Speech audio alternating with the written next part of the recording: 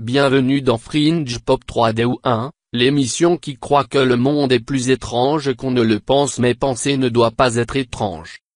La discussion sur les géants humains tourne généralement autour de l'ancien monde, du monde des Grecs et des Romains de l'Antiquité, et même plus loin aux époques bibliques, par exemple au jour des Néphilim.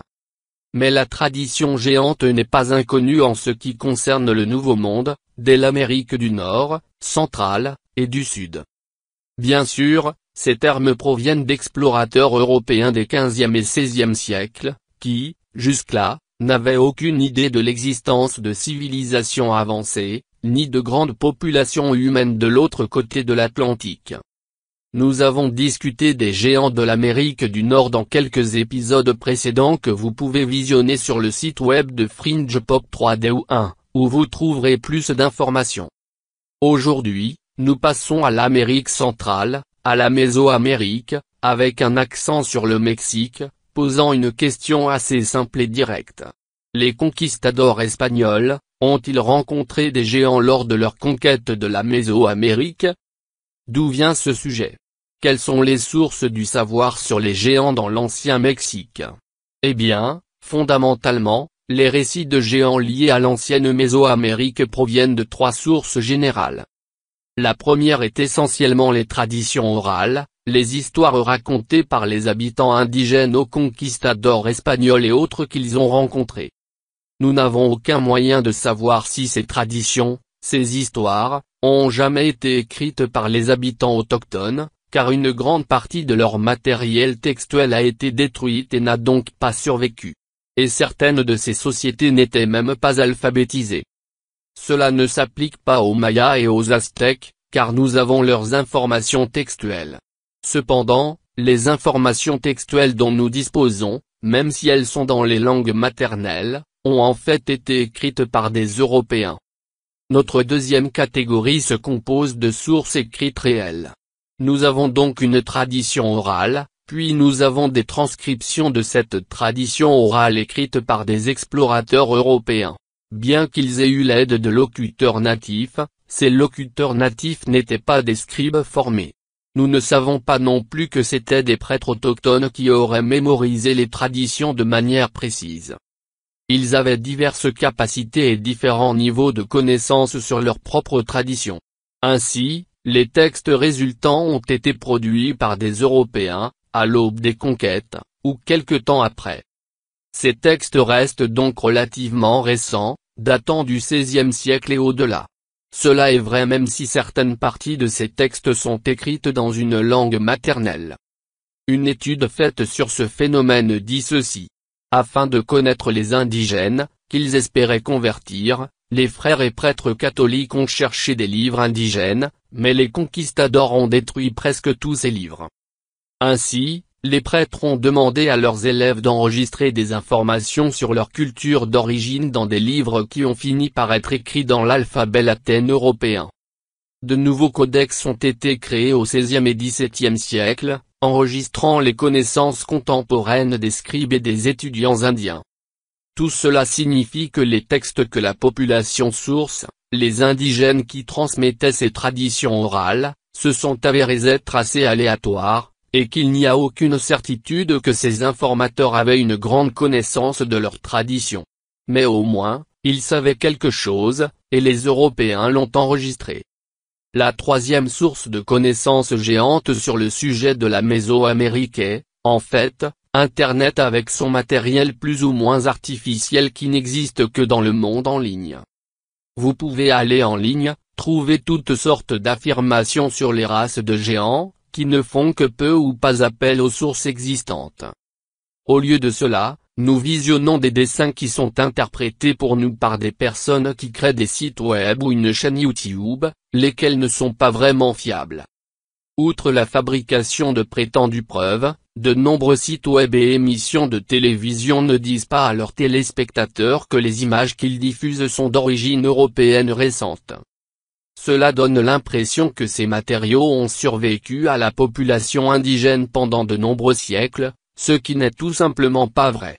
Ainsi, cette troisième catégorie reste problématique. Pour le reste de cet épisode, nous nous concentrerons sur le matériel ancien que nous avons, non pas sur Internet mais sur de sources écrites réelles, savoir, l'art qui a survécu au XVe et XVIe siècle. Alors, entrons dans certains des détails réels de la tradition des géants mésoaméricains. Permettez-moi de vous présenter quelques mots nahuatl, la langue maternelle des Kinometsin ou des Kinométines. Puisque ces deux mots sont en fait utilisés pour les géants dans ces textes mésoaméricains, demandons-nous s'il y a quelque chose dans ces histoires? Les chercheurs amateurs, qui veulent faire croire à leur public que des humains géants parcouraient autrefois ces régions, proposent souvent des dessins et des peintures comme preuve. Par exemple, de nombreux sites internet affirment que cette image est la preuve de véritables géants en Mésoamérique pendant cette période. Les images du livre de Lord Kingsborough Antiquités du Mexique, fac-similés de peintures et de hiéroglyphes mexicains antiques, en particulier le deuxième volume publié en 1901. Le volume 2 de la série est un fac-similé du Codex Rio, un manuscrit également connu sous le nom de Vaticanus III 1738. Codex Rio est un texte du XVIe siècle produit par des Européens. L'image que vous voyez est une illustration du soi-disant conte du cadavre puant, qui est inclus dans le Codex Chimalpopoca, un codex post-conquistador, un autre manuscrit du XVIe siècle. Il raconte l'histoire associée à cette image. Ce codex a été traduit et publié en anglais en 1998 par Birhorst qui a écrit. Le dirigeant de Nunoalco s'appelait Quetzon. Un présage lui vint. Il vit un homme emballé de cendres, un géant qui était celui-là même qui mangeait les gens. Alors les Toltecs demandent, aux Toltecs, qui est-ce qui mange les gens? Ensuite, ils le capturent et le tuent. Quand ils l'ont tué, ils l'emmènent à l'intérieur et découvrent qu'il n'a ni cœur, ni entrailles, ni sang. Quand il commence à puer, tous ceux qui le sentent en meurent. Quand ils essaient de le déplacer, il ne bouge pas. Quand la corde se brise, ceux qui tombent meurent sur place. Quand il bouge, tous ceux qui entrent en contact avec lui meurent et il les mange tous. Dans cette description plutôt étrange du codex, il y a deux éléments pertinents pour notre discussion. Premièrement, le conte du cadavre puant se situe à l'époque des Toltecs, bien avant la conquête européenne, ce n'est donc pas une preuve de contact. Bien que l'histoire ait été écrite au XVIe siècle, elle renvoie à la tradition orale laquelle n'a pas été écrite à l'époque toltèque. Deuxièmement, le conte est évidemment mythologique. Les Toltecs tuent apparemment le géant qui n'a ni cœur, ni entrailles, ni sang. Ce n'est pas du tout une créature biologique. L'histoire tente apparemment d'illustrer l'absence de ses organes internes, et non un éventrage des géants. Le cadavre du géant pue, mais il n'est pas vraiment mort. Autrement dit, ils l'ont tué, mais il n'est pas mort, et il bouge lorsque les humains s'en approchent trop. Le cadavre réussit toujours à manger les humains. Ce langage signale très évidemment un conte de fées. Ce n'est pas un témoignage oculaire d'une véritable entité biologique. Quand nous lisons réellement l'histoire, au lieu de regarder une image sur Internet pendant que quelqu'un d'autre l'interprète, nous découvrons que nous parlons vraiment de deux choses différentes. Un autre exemple d'histoire de géants mésoaméricains est celle que les Aztèques pensaient être plus ancienne que l'histoire toltèque. Celui-ci est intéressant, car il a une ressemblance superficielle avec le déluge de la Genèse, et avec les Néphilim.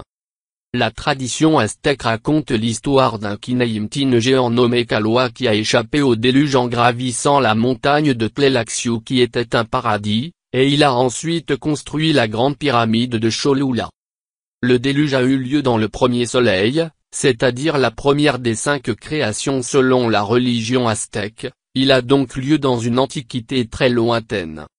Le terme Kinaïmtine fait référence aux pattes et aux pieds déformés de ces géants, ce qui signifie, littéralement, ceux qui ont des pattes de pinson dorées. La taille de ces hommes et la particularité de leurs membres rendaient la chute si dangereuse que, s'ils tombaient à terre une fois, ils ne pouvaient plus se relever. C'est ainsi que les Aztèques racontent leurs histoires à leur sujet, ce qui ne ressemble pas du tout aux géants bibliques. Mais l'histoire des Aztèques s'associe au moins à la première génération de Quinéimtin avec le grand déluge. Une autre image du Codex Rio commémore l'inondation et ses géants, mais l'image est incompatible avec la légende. Vous remarquez qu'il n'y a pas de pattes d'oiseau sur ce géant qui a l'air très humain. La tradition aztèque dit que le premier âge de la cosmogonie mexicaine, le premier soleil s'est terminé par une grande inondation. Les humains ont été transformés en poissons, mais un couple a réussi à s'échapper, et certains géants ont également survécu. Que les humains se transforment en poissons est un autre élément clair du conte de fées, même s'il ressemble à quelque chose de biblique. De nombreuses religions anciennes et textes anciens ont une histoire de déluge, donc il y a une bonne cohérence là-bas. Mais quand ils ajoutent des éléments comme celui-ci, cela enlève ce que l'on pourrait considérer comme un événement historique, ou même la souvenir d'un événement. Donc, nous ne sommes pas en reste avec beaucoup de très bonnes preuves que les Aztèques, les Toltèques, ou ceux qui ont vécu avant eux, ont vraiment rencontré de vrais spécimens géants physiques qui étaient inhabituellement grands.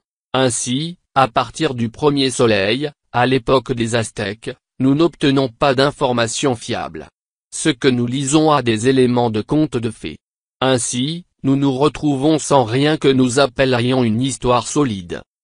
Il n'y a rien de cohérent en ce qui concerne les traditions de géants en Mésoamérique. Donc, en guise de résumé, nous avons essentiellement trois problèmes avec les affirmations selon lesquelles ces images sont la preuve d'humains géants réels. Premièrement, il y a la nature très évidente des contes de fées des histoires associées aux images. Deuxièmement, les sources sont en fait récentes, du XVIe siècle. Ils ne sont pas de la grande Antiquité.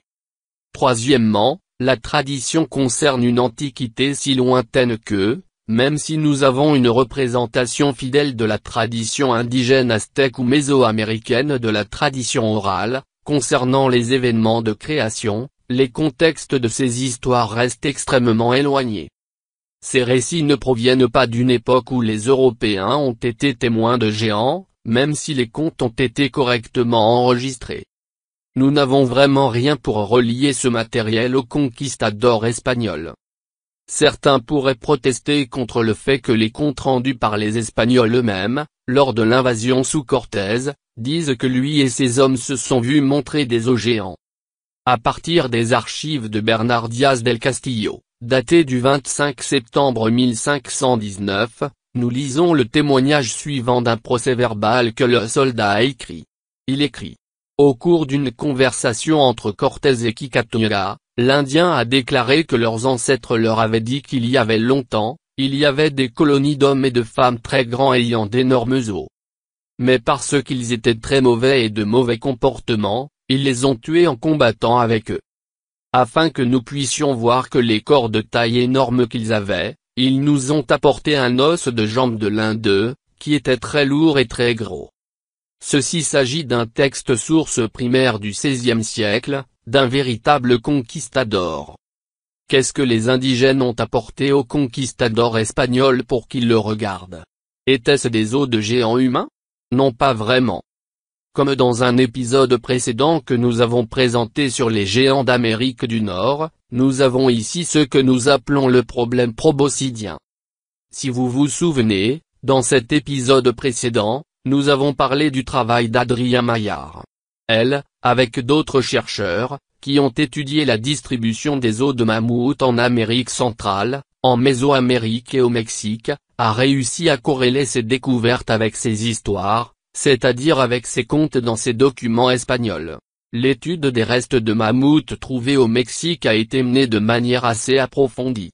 Il y a des centaines de ces sites de mammouth qui peuvent être corrélés avec le genre de choses que nous venons de lire, avec ce que l'on aurait montré aux conquistadors espagnols. Les indigènes auraient apporté et montré des os de mammouth qu'ils avaient trouvés.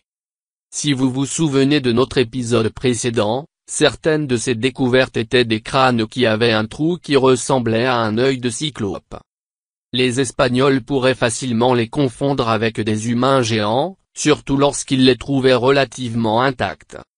C'est ce que nous avons chez les contes des conquistadors espagnols. Ainsi, il reste extrêmement probable que Cortés et ses hommes aient reçu des os de mammouth ou ceux d'un autre mammifère préhistorique, que les indigènes et eux-mêmes supposaient provenir d'humains géants. Mais ils ne l'étaient pas. Nous avons présenté plusieurs épisodes sur des traditions géantes et sur des restes squelettiques présumés de géants, et ils semblent tous finir au même endroit. Par conséquent, nous n'avons aucune preuve physique de quoi que ce soit que nous appellerions une race de géants ressemblant à la façon dont le matériel est évoqué sur Internet. La meilleure preuve que nous ayons, c'est le rapport Smithsonian publié en 1894, sur plusieurs squelettes retirés de tumulus funéraires en Amérique du Nord, des squelettes de plus de 7 pieds de haut. Comme vous vous en souvenez, dans cet épisode-là, nous avons expliqué que cela ne prouvait pas l'existence d'une race géante, car dans chaque population humaine, il se trouve qu'il y a quelques individus extraordinairement grands. Dans le cas de la Mésoamérique, nous n'avons même pas de grands os humains. Ce que nous avons, ce sont des peintures du XVIe siècle, des textes du XVIe siècle, et une tradition orale peut-être beaucoup plus ancienne.